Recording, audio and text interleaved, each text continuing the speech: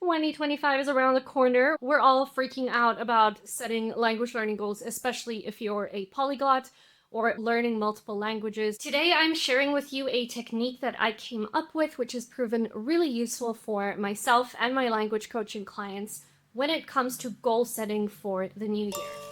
Hi everybody, welcome back to my channel. If you're new here, my name is Lindie. I make videos about language learning, productivity, mindset, and everything in between. The method that I've come up with that you can use for setting language learning goals in the new year is called the puzzle piece method. Imagine a single strip of jigsaw puzzle pieces, just 12 of them. And the puzzle piece right at the end, the 12th puzzle piece, is your ultimate language learning goal for the end of the year. And all other 11 puzzle pieces are milestones or steps that will help you reach the goal or that 12th puzzle piece. The reason I do this in language learning goal setting is because it breaks up this lofty abstract goal of reach fluency or reach level C1 in French into something much more manageable, but it also keeps you going. It keeps that action of momentum going when you can tick off something at the end of each month. So what's really important here is number one, setting a measurable and achievable goal at the end of the year. Number two, setting achievable milestones, but milestones that you can also track and tick off and keep your progress on. And I'm going to share a few techniques on setting goals and tracking your progress. And I'm also going to share a tool that I like to use, which is really simple. It's called Xtiles, and you can also use it for your language goal setting. I've created a template which you can use on Xtiles to adopt for your language learning, goal setting, progress tracking, milestones, vision board, everything that you need to start your language learning journey in 2025 on a good note. The first step you want to do is to collate all of the languages that you're learning into one list.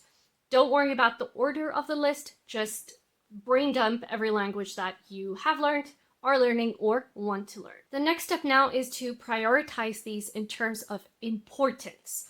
Think very critically about which languages are most important to you in the coming year. Forget about the whole lifeline timeline that you have. Just think about this year.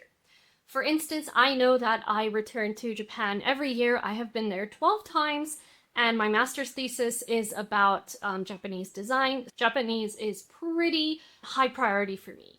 And then Hungarian and Korean, Spanish and French. Those are my top priority languages.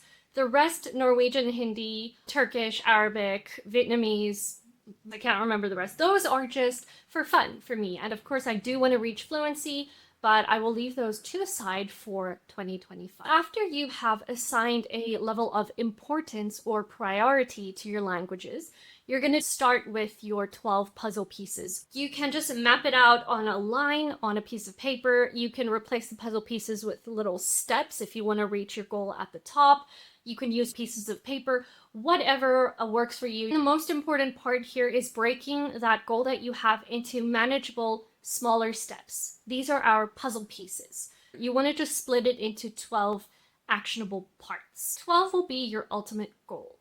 So if you have a goal to take a language exam by the end of the year, your little puzzle pieces, your milestones can be month one, master the grammar of this level required for the exam.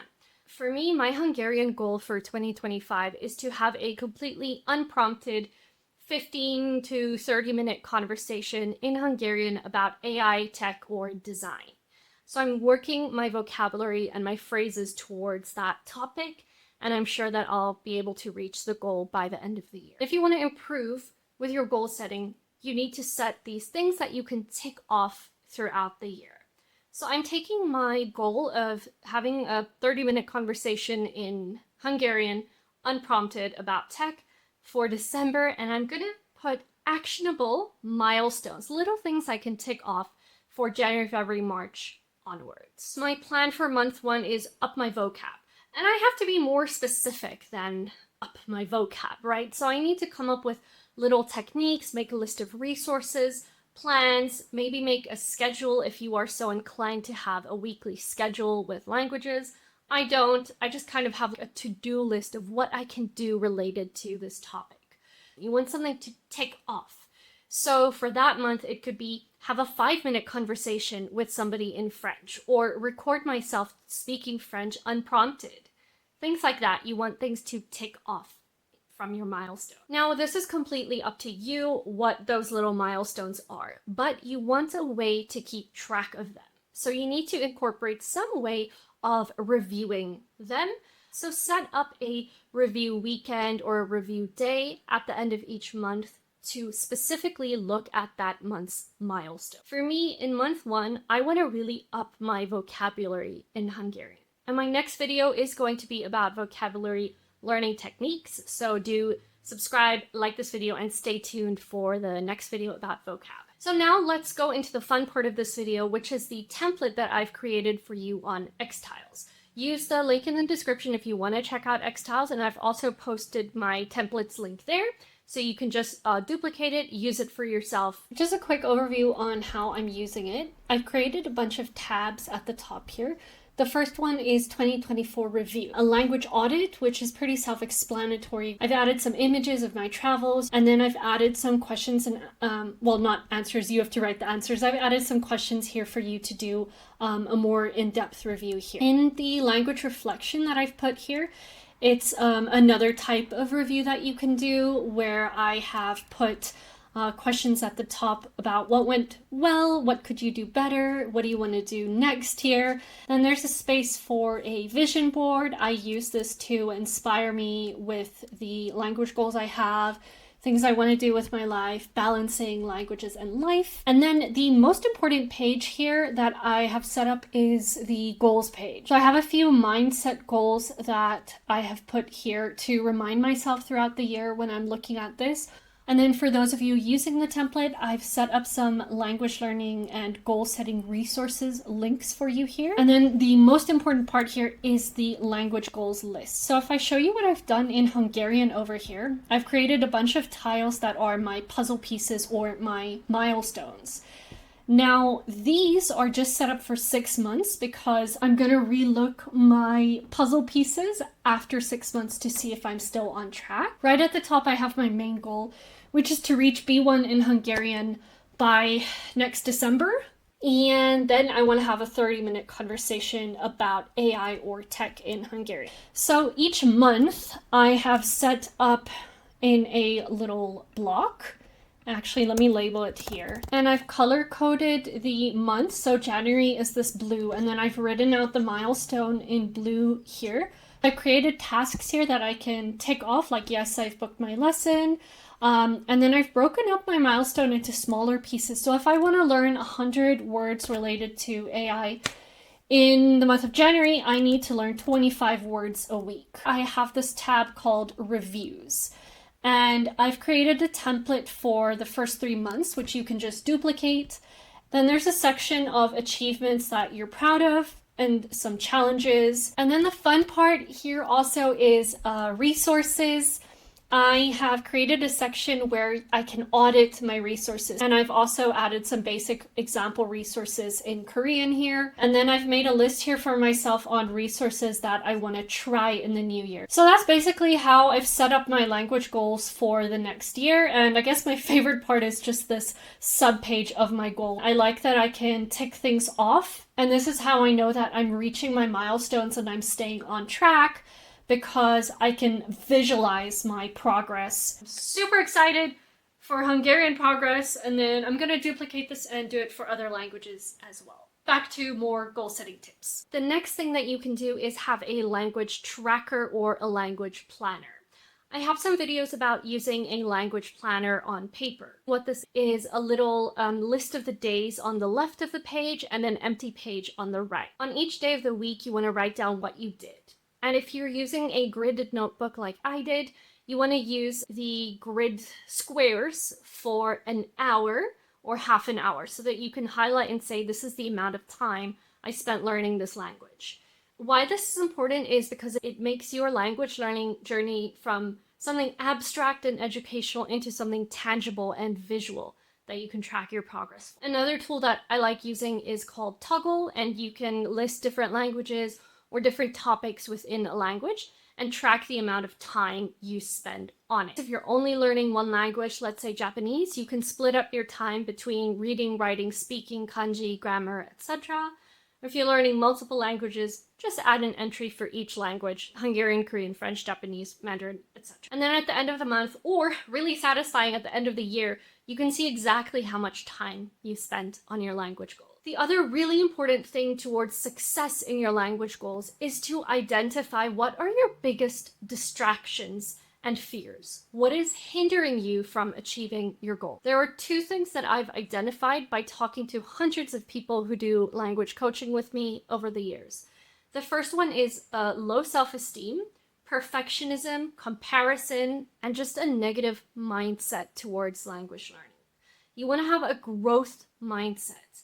And what helps you cultivate this growth mindset is if you really believe that I am capable of doing this. And instead of looking at your timeline of puzzle pieces and being like, this is hard, I'm not going to manage this year, you look at it and you're like, oh, what an exciting challenge. And look, I've broken it up into tiny puzzle pieces, and that is achievable. A lot of people have a fixed mindset. Perhaps that stems from negative experiences from teachers at school. I've had people tell me that their Spanish teacher at school was like, you are so stupid, you suck at this language, you're never going to be good.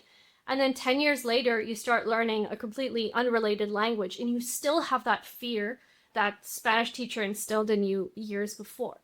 And people often have a fixed mindset, which is like, well, I just can't. I'm just not good at language learning. But scientific studies have also proven that children with a growth mindset, who believe that I can work through challenges and I can do the hard thing, they tend to actually perform better, regardless of how much time you've put into studying.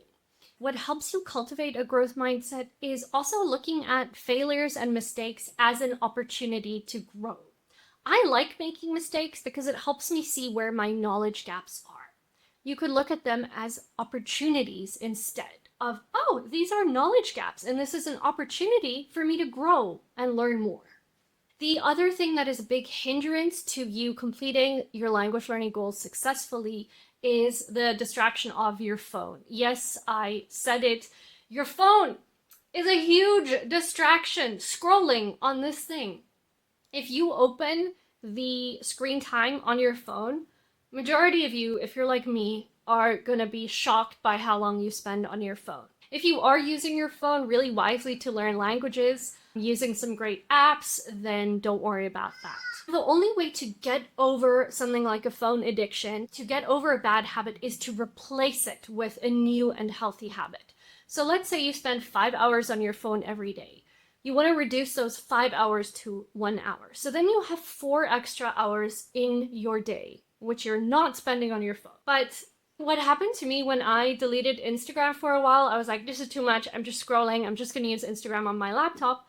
I started scrolling LinkedIn on my phone. Who does that? What's there to see on LinkedIn? Because my hands and my brain, they were looking for something to do on my phone. I was like, I'll just scroll LinkedIn. That is ridiculous.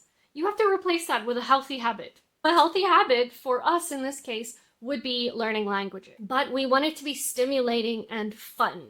And I have a ton of videos about language learning techniques on my channel if you're new here. And I'm also going to be creating a bunch of videos on how I learn specific languages. But the point I'm getting at is replace those 4 hours that you scroll on your phone with, let's say, at least 3 hours, because learning a language is taxing on our brains. Replace that with 2 or 3 hours where you could be doing something effective in learning a language. So if you change up your milestones every month to something new and interesting, then that's going to keep you on track more. Instead of having this broad goal of become fluent in French by the end of the year or reach B1 in French, you have little things that you can tick off. I feel like I keep saying this, but that's essentially how the puzzle piece method works. Alright guys, I hope this video has been useful for you. If you have things to add, please leave a comment. And remember to subscribe because I have a ton of new language learning videos coming up in the next few weeks. Thank you for watching. Remember to download my template on Xtiles to log your language learning goals, do your vision board, and review and track your goals in the entirety of next year. I wish you all the best. Have a wonderful rest of the year, and I'll see you in the next video.